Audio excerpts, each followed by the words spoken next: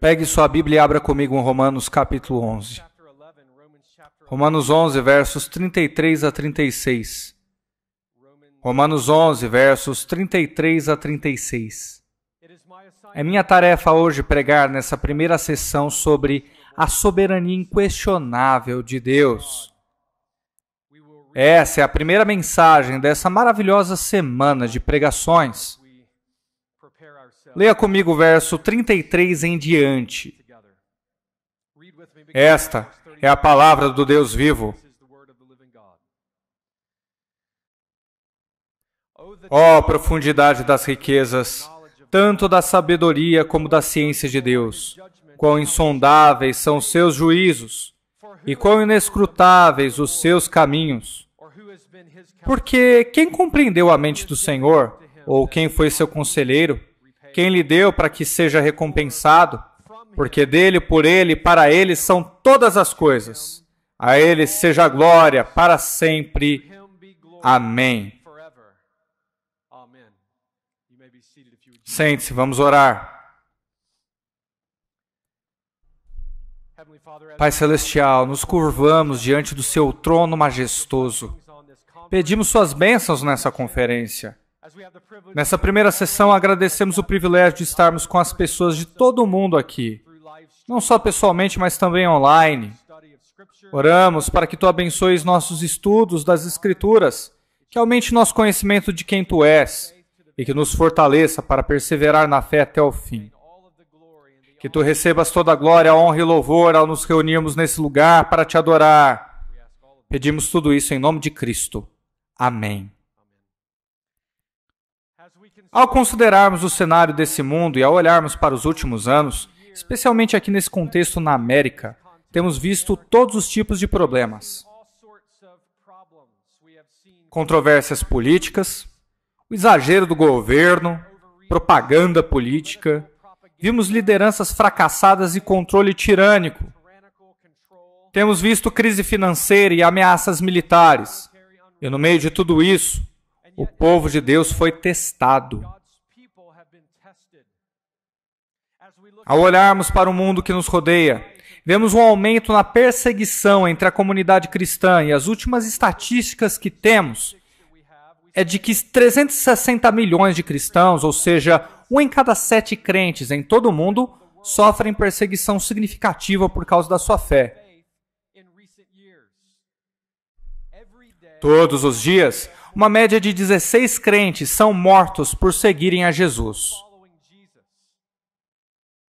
Nos últimos anos, temos visto um aumento de 24% no número de cristãos mortos por causa da sua fé. Estima-se que entre 50 a 70 mil cristãos estejam atualmente presos em presídios ou campos de trabalhos forçados na Coreia do Norte. Agora, enquanto estamos aqui reunidos, muitas pessoas estão querendo respostas e precisamos de respostas. Portanto, essa conferência foi concebida para nos ajudar a ver que não depositamos a nossa confiança em príncipes ou reis. Não fugimos na praça pública e nos isolamos em pequenas bolhas. Não ficamos calados implorando pelo retorno de Cristo. Esse não é o caminho do cristianismo fiel. Vivemos a vida com confiança. Estamos firmes na fé. Declaramos as excelências de Cristo. Chamamos o pecado de pecado. Chamamos líderes para prestar contas de seus pecados. Evangelizamos e plantamos igrejas com paixão. Trabalhamos para a glória de Cristo. Vamos dormir à noite com a consciência tranquila. Deixamos as sementes germinarem onde quiserem. E confiamos que Deus está no controle de tudo. Portanto, a minha tarefa na primeira sessão é abrir esta conferência afirmando que sim, Deus é soberano sobre todo o universo. Ele é soberano sobre tudo. Ele é soberano sobre cada pessoa, cada família, cada igreja representada aqui. Ele é soberano sobre essa nação e sobre os corações dos pecadores depravados. No momento em que Paulo escreveu essa carta, 1 milhão de pessoas viviam em Roma. César mora lá. Roma é o centro do poder militar, político e legislativo. Não é apenas uma cidade estratégica do mundo antigo. Era a cidade mais estratégica do mundo. Paulo escreve uma carta à igreja que está nessa mesma cidade, a cidade de Roma. E quando olhamos para a maneira como ele estrutura esta carta, ele passa os primeiros 11 capítulos centralizando seus argumentos e desvendando, por assim dizer, a doutrina da salvação, concentrando-se na justificação pela fé, somente em Cristo para perdão dos pecados. Ele chega ao final do capítulo 11 e é uma ponte. Vemos uma transição em Romanos. Ele faz a transição do aspecto doutrinário da salvação para então dirigir a igreja e ver como ela deveria viver à luz dessa verdade. O resultado prático da fé. Na verdade, de muitas maneiras, é como se Paulo começasse nas profundezas de algum desfiladeiro profundo. Ele sobe pelas trilhas e sobre as paredes rochosas e pelos caminhos. Ele segue para um cume bem alto. E então ele olha para trás e vê tudo. Ele vê por onde ele esteve. Ele vê como lidou com a depravação humana, com a soberania de Deus, com a salvação dos pecadores, com o julgamento de Deus, com a graça de Deus e com a doutrina da eleição de Deus. E ele percorre todo o caminho até o cume e fica impressionado. Impressionado com o que vê. Ele passa dessa conjuntura de conhecer a Deus para obedecer a Deus, do que saber para como viver, do porquê adorar para como adorar, da ortodoxia para a ortopraxia. Mas, antes que ele faça essa transição, que vemos essa maravilhosa doxologia dos versos 33 a 36. Um louvor, uma linda doxologia. Doxologias são louvores como louvado seja Deus, de quem fluem todas as bênçãos. E temos doxologias no Antigo Testamento. Doxologias também no Novo. Em Gálatas 1:5 vemos a quem seja a glória para todos sempre. Amém. Em Efésios 3, versos 20 a 21, temos outra doxologia. Aquele que é capaz de fazer infinitamente mais do que tudo que pedimos ou pensamos, de acordo com o seu poder que atua em nós. A Ele seja a glória na Igreja e em Cristo Jesus, por todas as gerações, para todos sempre. Amém. Vemos uma doxologia em Filipenses 4:20.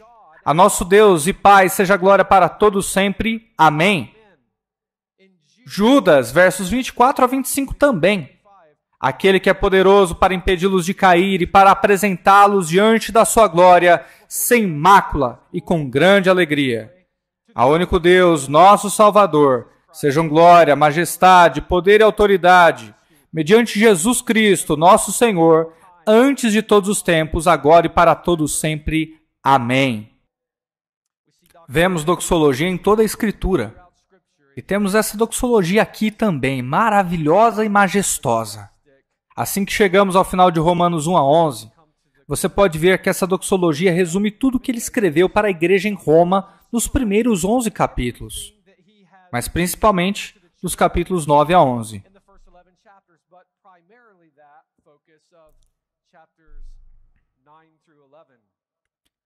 Ao iniciar essa conferência sobre a soberania de Deus, estejamos atentos a essa verdade.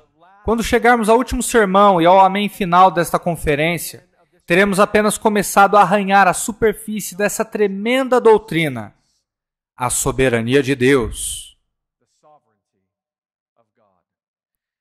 Bem, vamos dar atenção a essa doxologia. A primeira coisa que vemos nos versos 33 a 35 é a grandeza do nosso Deus soberano ao salvar pecadores. Quando Paulo fala em outras partes das Escrituras, ele faz declarações como esta.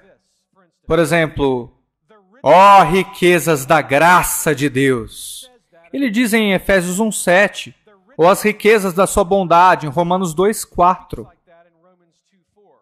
Ou riquezas da sua glória, Ele escreve isso em Romanos 9, 23. Qual é o sentido, hein? A questão é que nas riquezas de Deus, pecadores indignos são agraciados com riquezas indescritíveis pela graça soberana de Deus. Nessa passagem, veremos que sim, Deus é soberano sobre tudo, mas é digno de louvor, não apenas pela criação do universo, mas pela salvação da sua alma.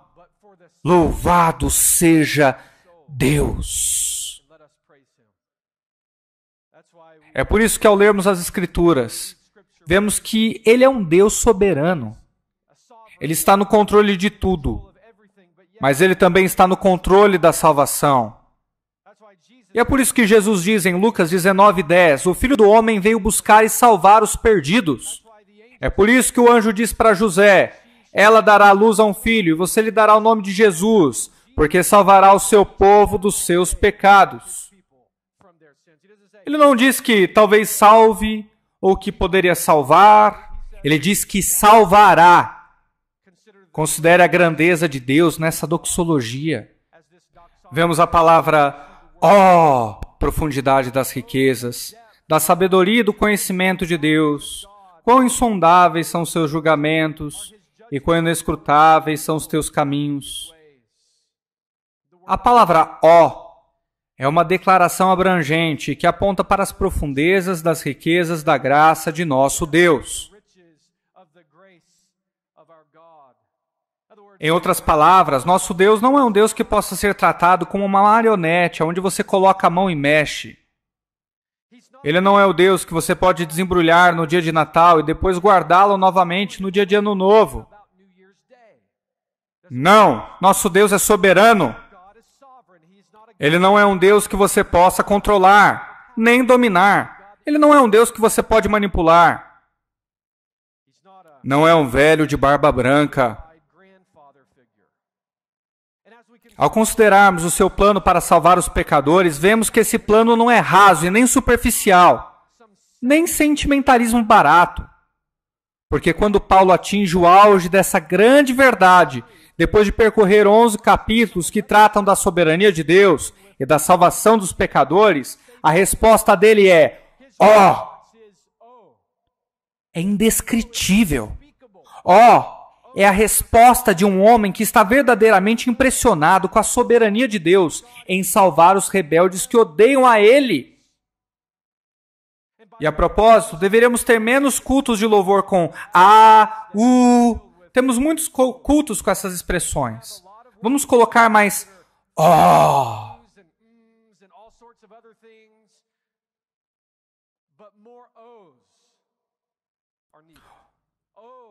não somos merecedores. Deus é tão bom para nós. Devemos louvá-lo. Isso é o que sai da boca desse apóstolo, que não apenas considera a soberania de Deus em salvar os pecadores, em um sentido genérico, mas também a sua própria alma. Ao lembrar seu caminho na estrada de Damasco, quando Deus o humilhou ao pó e o salvou.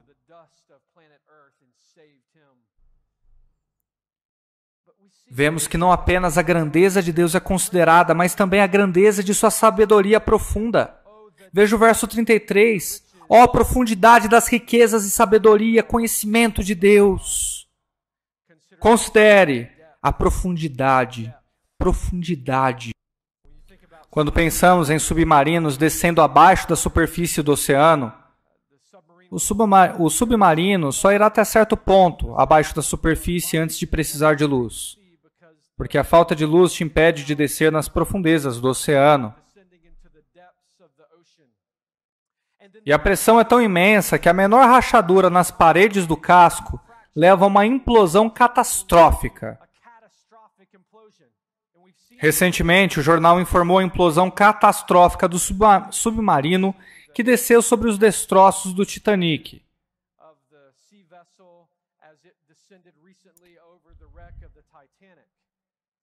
Consideremos a parte mais profunda do oceano. A profundidade Challenger é o ponto mais profundo conhecido no oceano da Terra. É estimado em cerca de 10.994 quilômetros de profundidade. o que é 2.100 metros mais profundo do que a altura do Monte Everest. E pensemos no mergulho mais profundo registrado por um mergulhador, que só conseguem descer a 320 metros. A descida mais profunda de um submarino foi registrada em 2019, a 2.668 quilômetros na profundidade Challenger. Mas ao contrário do mar, Deus é muito mais profundo. Existem profundezas de Deus que ainda precisam ser exploradas e vistas. Verdades sobre Deus que nunca aprendemos. E ainda vamos aprender essas verdades sobre esse Deus soberano daqui a 3 trilhões de anos. Nós vamos considerar os seus atributos por toda a eternidade. O futuro nos novos céus e na nova terra não será como pensei que seria quando era criança. Ficar em um culto bem longo de adoração chato. Não vai ser assim.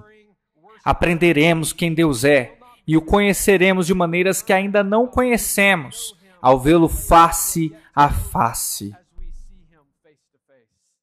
Que dia maravilhoso será esse! Considere sua sabedoria. Existem palavras nas Escrituras, como as que Paulo escreve à igreja, em 1 Coríntios 2, 6 a 7, e vemos sobre a sabedoria secreta e oculta de Deus. A palavra oculta ali transmite a ideia de um conselho particular de Deus. Mas o que devemos entender é que quando pensamos em algo que é sabedoria secreta ou oculta de Deus, não precisamos pensar em termos de um mistério que ainda não foi revelado. Ora, as coisas encobertas pertencem a Deus, mas as que foram reveladas são nossas. Frequentemente vemos a palavra mistério, falando sobre o que era antes um mistério. Mas agora foi desvendado na pregação e proclamação da palavra de Deus. Isso é maravilhoso. Considerar isso ao olharmos para as Escrituras e percebermos a sabedoria de Deus. 1 Coríntios 1, 18 a 20, encontramos Paulo escrevendo à igreja em Corinto. Ele diz: pois a palavra da cruz é loucura para aqueles que estão perecendo, mas para nós que estamos sendo salvos é o poder de Deus. Porque está escrito: destruirei a sabedoria dos sábios e o discernimento dos entendidos. Pensarei, onde está aquele sábio? Onde está o escriba? O debatedor desta era?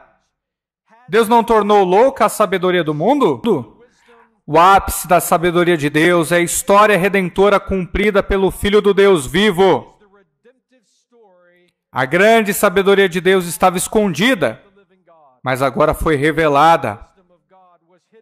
É isso que o apóstolo Paulo tem trabalhado para desvendar nos 11 capítulos do livro de Romanos. Jesus é o profeta maior que Moisés. Jesus é o sacerdote maior que Melquisedeque. Jesus é o rei maior que Davi. Jesus é o Cordeiro de Deus que tira o pecado do mundo. É o Alfa e o Ômega, começo e fim. É o leão da tribo de Judá. Jesus é o Salvador do mundo. Jesus é o resplendor da glória de Deus. Ele é a imagem expressa do Pai. Jesus é a luz do mundo. Jesus é a esperança da nação. Não é a sabedoria de algum seminário, a sabedoria de alguma denominação. Não. É a sabedoria de Deus que foi revelada ao longo dos capítulos de 1 a 11 de Romanos. Efésios 3:10 diz: para que, através da igreja, a multiforme sabedoria de Deus possa agora ser dada a conhecer aos governantes e às autoridades nos lugares celestiais. Sobre isso, MacArthur escreve, aspas, a sabedoria de Deus é simplesmente perfeita para o conhecimento de como agir habilmente, para que ele cumpra todo o seu prazer de glorificar a si mesmo. Fecha aspas. Não apenas a sabedoria de Deus, mas olha a Escritura, no verso 33. Ó, profundidade das riquezas e da sabedoria e do conhecimento de Deus. Considere o conhecimento de Deus. W. Pink diz que o conhecimento de Deus sobre o futuro é tão completo quanto o seu conhecimento do passado e do presente, porque o futuro depende inteiramente de si mesmo. Não tem um momento, nem mesmo um breve segundo, em que Deus carece de conhecimento perfeito. Ele tem conhecimento perfeito porque Ele está no controle de todas as coisas. Deus está no comando de tudo. Ele está no controle do futuro. A propósito, existe a falsa ideia de que Deus apenas olha através do túnel do tempo para ver o que o Zé fará. Então, com base no que o Zé escolhe, Deus o predestina à salvação.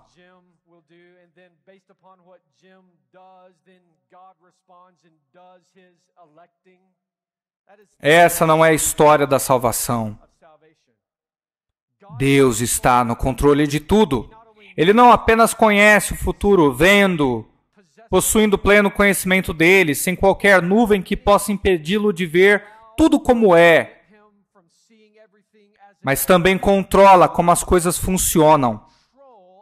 Ele expõe esse plano com precisão, mas seu conhecimento envolve o conhecimento salvífico também. Ele sabe tudo, sabe quantos fios de cabelo tem na sua cabeça, sabe tudo o que você precisa antes mesmo de você pedir. Ele tem conhecimento completo de sua criação, conhece o tamanho do universo. Estima-se que tenha 93 bilhões de anos-luz de diâmetro. Ele conhece estrelas, planetas, vida humana, vida animal, vegetal, e tudo isso com grande precisão. Deus ordenou tudo a tal ponto de que se a Terra estivesse apenas uma fração mais próxima do Sol, seríamos queimados. E se estivesse um pouco mais longe do Sol, congelaríamos. Deus estabeleceu as leis da natureza de tal forma que respiremos, comamos, recebamos água e tudo mais. Tudo isso está debaixo da completa genialidade e conhecimento de Deus. Estima-se que o universo contém cerca de 100 mil milhões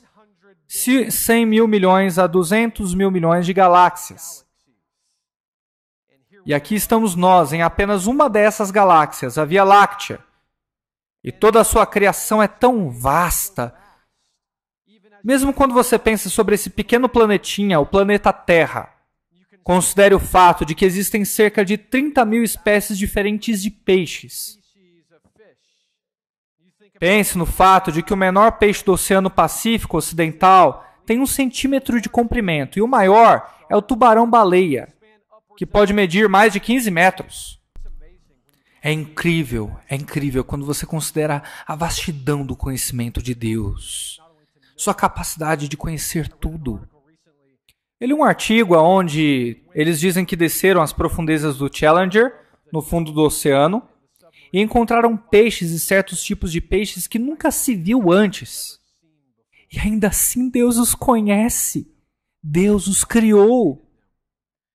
Ele conhece o avestruz, conhece o beija-flor abelha, conhece todas as coisas porque Ele é antes de todas as coisas. É o Criador, é o sustentador de todas as coisas. Céu, terra, nuvem, chuva, neve, gelo, abelha, urso, gafanhoto, leão, escravo e rei. Conhece tudo. Sabe sobre eventos, guerras e rumores de guerras. Eleições.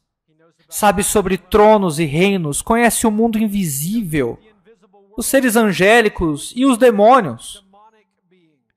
Satanás, aquele antigo dragão, ele conhece tudo. Mas ainda assim, com tudo o que foi dito, o conhecimento que está sendo falado aqui nessa doxologia é de quando Paulo olha para trás e fica impressionado com tudo isso. Trata-se do conhecimento salvador de Deus para o seu povo. Esse é o contexto. Deus conhece o seu povo. Então, em João 10, 27, encontramos essas palavras: minhas ovelhas ouvem minha voz, eu as conheço e elas me seguem. Veja, Deus não se esqueceu do seu povo. E se você apenas olhar para o contexto dessa passagem, verá que Paulo está respondendo a essas mesmas perguntas. Deus esqueceria sua aliança com Israel? Deus esqueceria seu povo? E a resposta é óbvia, claro que não. Deus não se esquece do seu povo, não se esquece dos judeus, não se esquece de sua aliança, não se esquece da igreja, tanto judaica como gentia. Esta é uma declaração a respeito do conhecimento salvífico do amor de Deus por seu povo. Se o oceano virasse tinta e os céus fossem de papel, se todos os gravetos fossem lápis e todos os homens escritores, ao descrever o amor de Deus, o oceano secaria, faltaria papel, embora esticado de céu a céu. Esse é o amor de Deus. Considere a grandeza dos julgamentos de Deus. Vamos ler. Quão insondáveis são os teus juízos! Esta é uma afirmação que não se refere à ira de Deus. Esta é uma declaração relacionada à decisão de Deus em salvar o seu povo. Por que é que Deus escolhe salvar o seu povo? Por que Deus escolheu amar a Jacó e odiar Esaú? Deuteronômio 29:29 diz: As coisas ocultas pertencem ao Senhor, nosso Deus, mas as reveladas pertencem a nós e a nossos filhos para sempre, para que possamos cumprir todas as palavras desta lei. Os julgamentos de Deus, suas decisões, as decisões de Deus envolvem o futuro, as coisas que ainda não foram reveladas. O presente, o que está acontecendo aqui agora, Deus vê todas as coisas porque os olhos do Senhor estão em todo lugar. Provérbios 15:3. Vigiando os maus e bons, porque Deus é eterno. Salmo 90, verso 2. Antes que as montanhas surgissem, ou antes que tu formaste a terra e o mundo, de eternidade em eternidade, tu és Deus.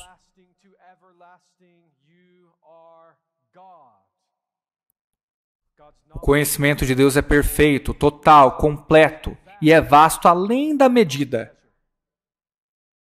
Ao contrário de Deus, não temos a capacidade de compreender esses juízos, do porquê Deus escolheria fazer algo. Às vezes experimentamos algo que Deus faz e isso nos surpreende. Mas quando Ele está determinado a fazer tudo o que quer, certamente acontecerá. As decisões de Deus são soberanas, mas não apenas suas decisões. Considere a próxima frase do verso.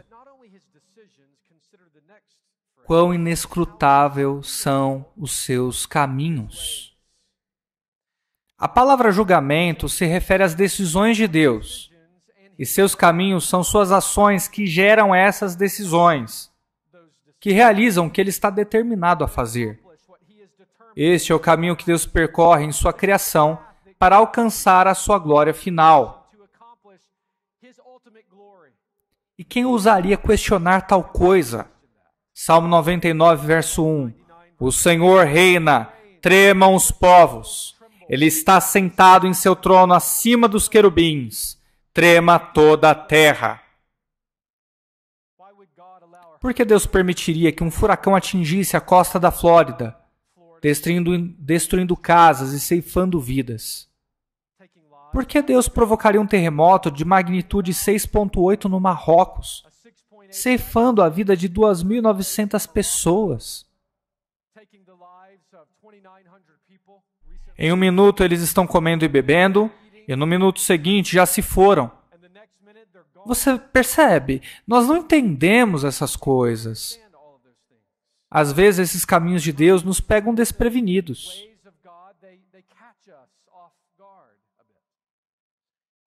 Eu me lembro de quando eu era jovem, um tempo lá no meu ministério, lidando com tragédias e circunstâncias.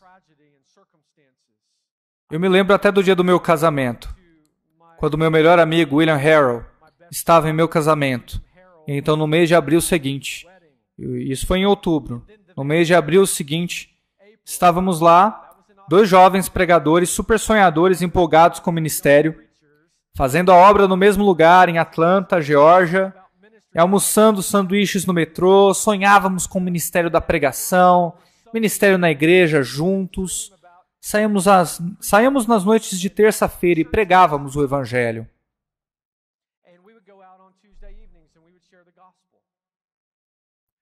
E naquele dia, na hora do almoço, ele disse: Ei, à noite eu vou no Zaxby e vou compartilhar o evangelho com meu irmão. Ele disse: Então você vai ter que sair com outra pessoa. E foi o que eu fiz. Eu liguei para outro amigo, a gente saiu, pregou o evangelho naquela terça. E eu fui para casa. Recebi um telefonema e quando eu atendi, era o meu pastor.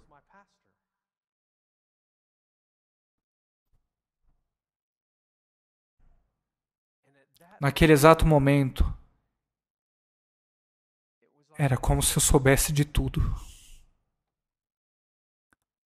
Deu tudo errado e ele me disse: William não chegou em casa essa noite. Ele estava voltando para casa, passou por um cruzamento e ele colidiu com outro carro. Ele morreu na hora.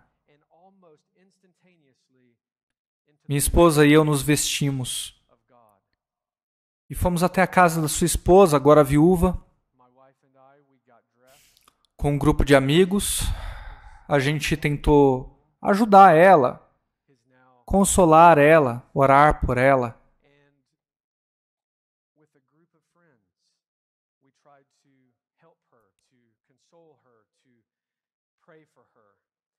Nesses momentos, a gente se pergunta o porquê. Ela estava grávida de 10 semanas do primeiro filho. Nessas horas, você não entende os caminhos de Deus. No entanto, era quase como se pudéssemos sentir que sim, no meio daquela dor, no meio da escuridão, no meio da confusão, Deus não estava longe de nós. Ele estava mais perto. Foi um dos piores dias da minha vida, e eu me lembro bem disso. É como o hino de William Cooper.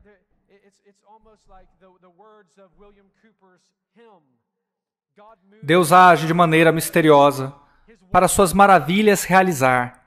Ele põe seus pés no mar e cavalga sobre a tempestade. Nas profundezas insondáveis de poder infalível, seus desígnios são tesouros brilhantes, pois opera a sua vontade soberana. Não julgue o Senhor quando estiver fraco, mas confie nele por sua graça. Atrás de uma careta providência, ele esconde um sorriso.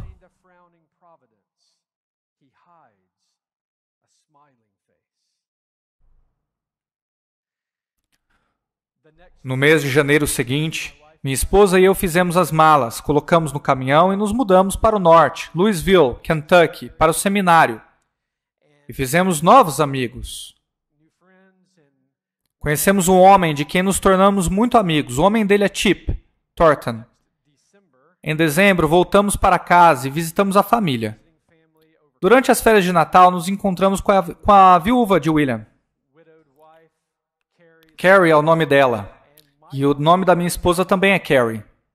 Ela conversa com a nossa amiga Carrie e pergunta se naquele momento era hora dela se casar de novo. Se ela tinha planos e qual era o desejo em seu coração. Ela disse que um dia ela ia se casar de novo, sim. Então o ponto é que a minha esposa arranjou um encontro com o nosso novo amigo em Louisville e a viúva de William, e eles, pela boa providência de Deus, se conheceram e se casaram. Então a história é, eles estão servindo ao Senhor no Alabama, em uma cidade pequena, em uma igreja local com uma casa cheia de crianças, porque por trás de uma careta providência, Deus esconde um sorriso. Nós não sabíamos disso. Não podíamos ver porque é o caminho de Deus. Estávamos limitados em nossa capacidade de discernir e compreender, mas seus caminhos se referem não apenas em nossos casamentos ou vida, mas também na salvação. Quando Jesus andava com os discípulos, ele dizia: serei entregue a homens pecadores, serei morto e ressuscitarei no terceiro dia. E eles ainda não entendiam isso completamente até a ressurreição. Considere isto, querido amigo. Considere os caminhos de Deus. Seu caminho de salvar os pecadores. que Ele escolheu você em um mar de pecadores depravados. Ele te lavou com a sua graça salvadora. Ele estendeu misericórdia à sua alma culpada.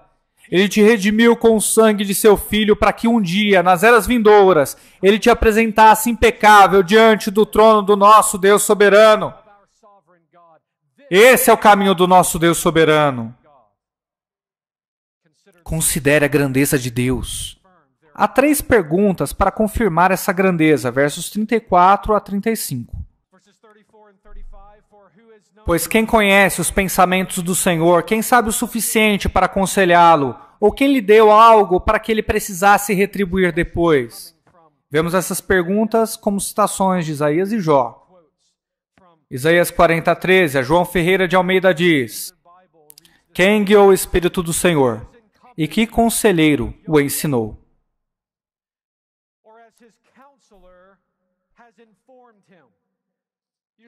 Basta pensar no presidente do Brasil, você pensa em como o presidente sempre, como líder, tem um exército de conselheiros ao seu redor.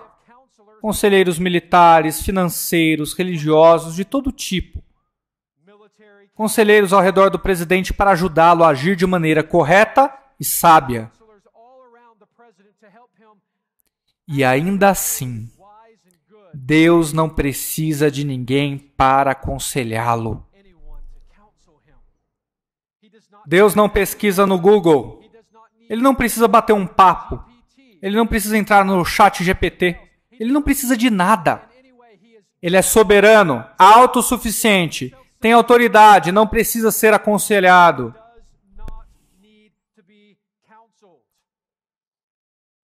O hino que estávamos cantando diz: o nosso Deus, quem deu conselhos ao Senhor?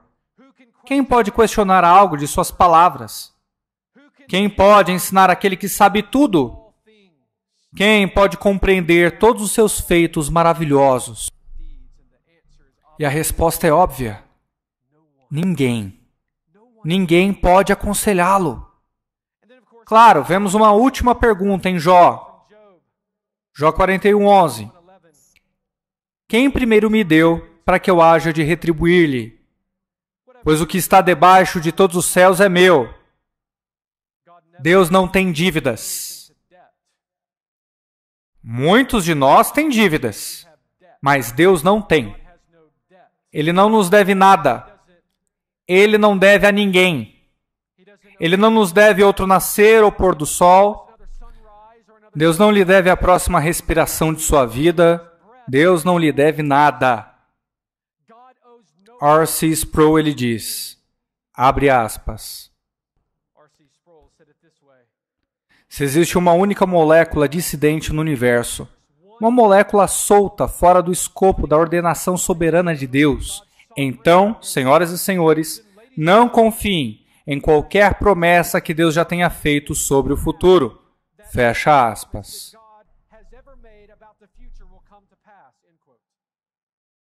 Ele não precisa da ajuda de ninguém. Ele controla cada molécula. Ele é soberano sobre tudo. Suas decisões são soberanas, sábias, boas, e ele merece ser louvado na salvação dos pecadores. Vemos também, em segundo lugar, a soberania infalível de Deus para salvar os pecadores no verso 36. Porque dele, e por ele, e para ele são todas as coisas. Jonathan Edwards faz uma declaração colossal. Abre aspas. Eu adoro atribuir a Deus a soberania absoluta. Fecha aspas. Em muitos aspectos, é um resumo dessa afirmação, não é? Ele é absolutamente soberano sobre a salvação tanto de judeus como de gentios. Homens, mulheres, meninos, meninas, escravos e livres. Tudo para a glória de seu nome. Quando olhamos para essa afirmação, vemos que Deus é o Criador da salvação. Deus é o arquiteto, se você assim preferir. Atos 2:23 fala a respeito do plano pré-determinado de Deus. Efésios 1:11 fala sobre o conselho de sua vontade. Ele é o projetista da salvação.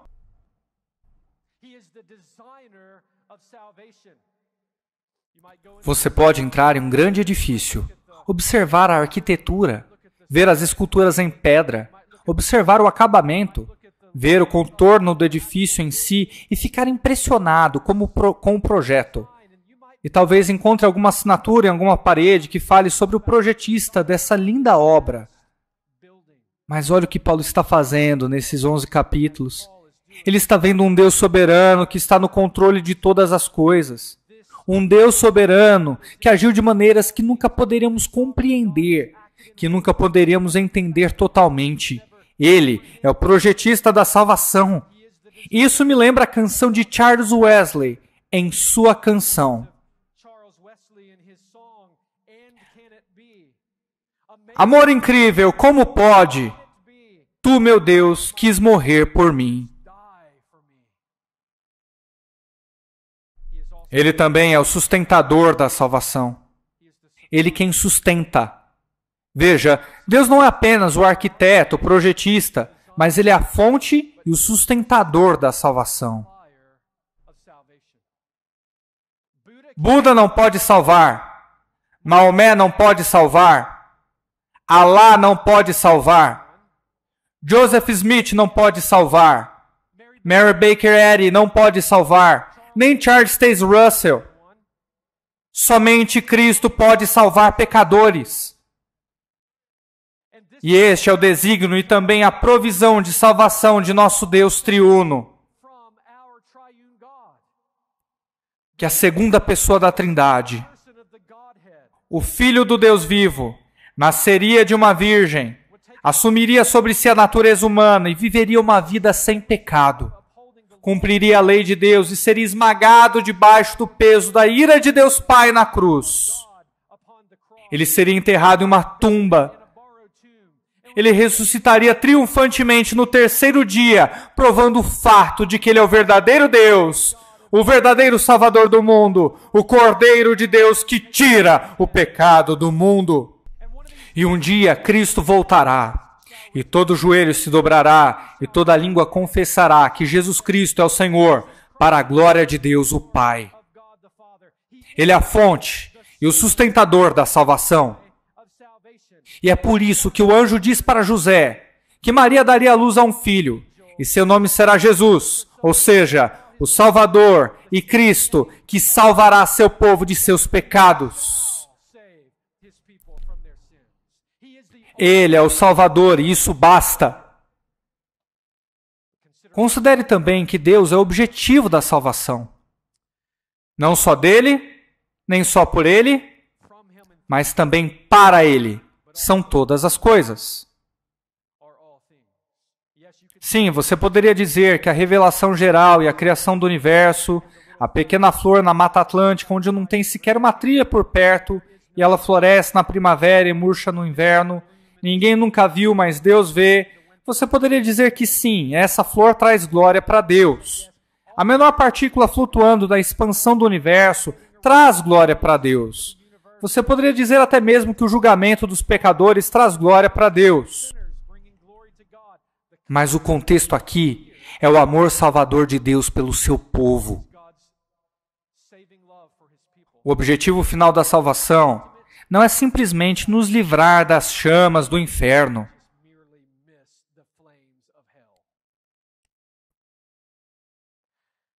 O objetivo final da salvação não é apenas desfrutarmos da comida maravilhosa nos novos céus e na nova terra. Já parou para pensar em como vai ser gostoso o banquete celestial, hein? Comer com uma boca glorificada. Qual será o sabor disso, hein? Ou eu sou o único entre 8.200 pessoas que pensam nessas coisas, hein?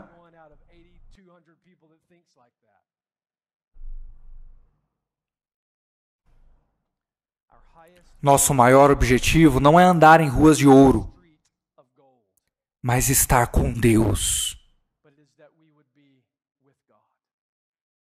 Apocalipse 21:3. Ouvi uma forte voz que vinha do trono e dizia: Vejam, o tabernáculo de Deus está no meio do seu povo. Deus habitará com eles e eles serão seu povo. O próprio Deus estará com eles.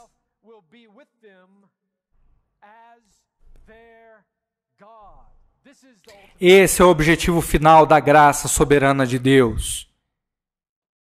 Que estejamos com Ele. Quando Jesus veio como homem, Ele habitou entre seu povo. É um prenúncio do dia em que estaremos com Deus por toda a eternidade. E isto é o que significa para Ele são todas as coisas. E a última instância é a glória do nosso Deus soberano na salvação dos pecadores. Como é o fim da doxologia? Glória para sempre. Amém. Glória a Deus. Glória a Deus. Este é o objetivo. Salmo 29:1. Honrem o Senhor, seres celestiais. Honrem o Senhor por sua glória e força. Verso 3. A voz do Senhor ecoa sobre o mar. O Deus da glória troveja. Sobre o imenso mar, o Senhor fala. Considere o Salmo 96:3. Anunciem a sua glória entre as nações. Contem a todos as suas maravilhas. Este é o ponto na pregação do Evangelho. Quando Deus chama das trevas para a sua maravilhosa luz. Quando Deus salva os pecadores de todas as línguas, tribos, nações e pessoas do planeta Terra, tudo é para a glória de Deus. Ao longo da Reforma, houveram resoluções conhecidas como os 5 solas. 5 solas. Somente a Escritura, só a graça, só a fé, só Cristo e somente a Deus a glória. Johann Sebastian Bach é um dos maiores compositores da história. Se você viajar para Londres e for à Biblioteca Britânica, encontrará alguns manuscritos de Bach em exibição. E se você procurar por esses manuscritos, vai ver com frequência que há algumas iniciais ali. JSBSDG. Por quê? Johann Sebastian Bach, só Deus a glória. Por quê? Porque Bach entendeu que, embora ele tenha escrito algumas músicas para concertos, ele também escreveu para a igreja. E ele sabia que tudo é para a glória de Deus.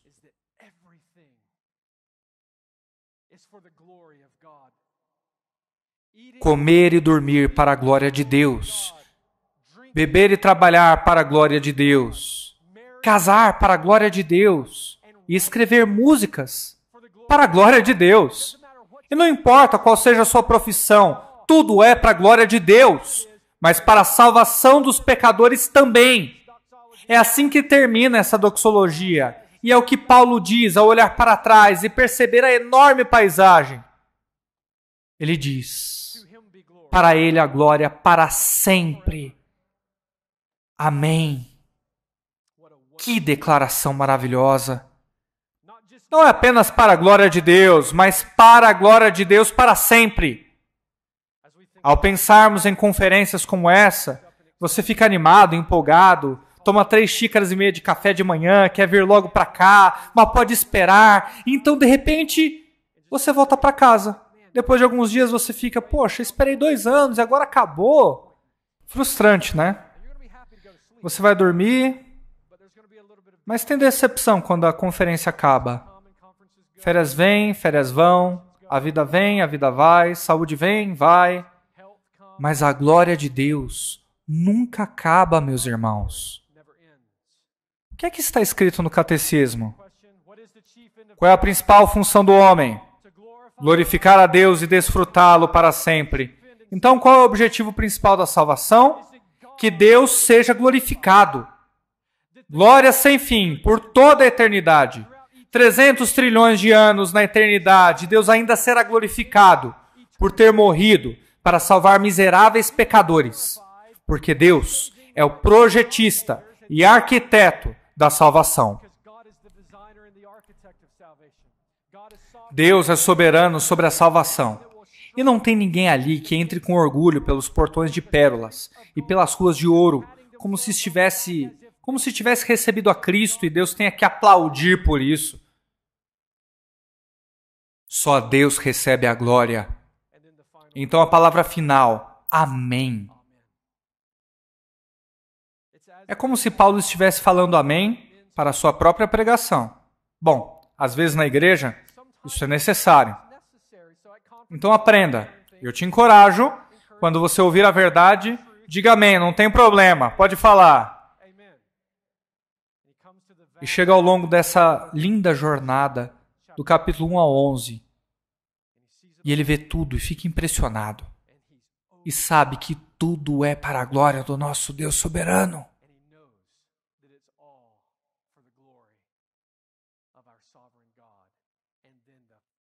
Então a palavra final é, ele concorda e diz, amém. À medida que continuamos a navegar pelas complexidades da vida, e a igreja continua a experimentar as pressões crescentes dessa cultura que odeia a Deus, a igreja deve permanecer fiel. A igreja deve perseverar até o fim. A igreja é chamada para vencer. Não somos chamados a ser dominados pelo medo e pela ansiedade. Devemos trabalhar com paixão. E devemos trabalhar com confiança. Temos que pregar o Evangelho fielmente e fazer o que Paulo faz. Ele prega o Evangelho fielmente. Ele declara a verdade da salvação. Ele proclama e anuncia a soberania de Deus sobre tudo, a ponto de ter a cabeça cortada nas ruas de Roma.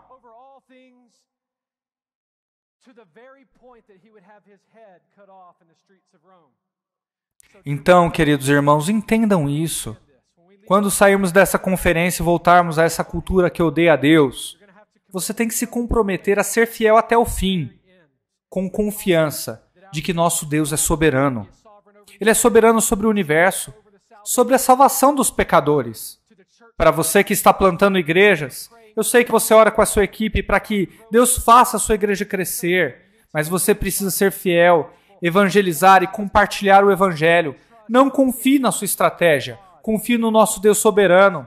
Quando você enfrentar pressões políticas, provações, tribulações ou perseguições, quando elas vierem, tenha confiança de que nosso Deus está no controle. Faraó nunca foi soberano. César nunca foi soberano. O rei e a rainha da Inglaterra nunca foram soberanos. Nem o presidente dos Estados Unidos. Ditadores soberanos não são soberanos. Os imperadores não são soberanos. O diabo, aquela antiga serpente, aquele antigo dragão, também não é soberano. A autoridade e a soberania final são possuídas pelo nosso Deus soberano.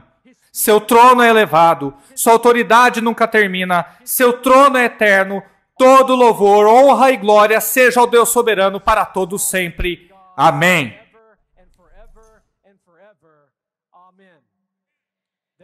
Portanto, meus amados irmãos, sejam firmes, inabaláveis, sempre abundantes na obra do Senhor, sabendo que no Senhor o seu trabalho não é em vão. Deus te abençoe.